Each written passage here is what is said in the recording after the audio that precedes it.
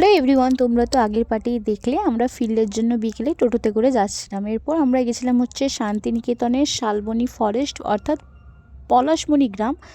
এই গ্রামটিতে গেছিলাম আমরা ফিল্ডের জন্য। প্রথমে জায়গাটাকে ভালো করে ঘুরে দেখার জন্য। তো আমরা সবাই ঘুরে দেখেছি। সেখানে বাড়িগুলো মাটির ঠিকই, কিন্তু এতটাই সুন্দর, হাতের কারুকার্য করা, মানে না বললেই নয়, খুবই সুন্দর। এরপর আমরা সবাই মিলে দেখলাম, আর আমরা ফিল্ডে যাব, আমরা মজা করব না তা কি হয়, প্রচুর মজাও করেছি অবশ্য, কিন্তু খুব টায়ার্ডও লাগছিল।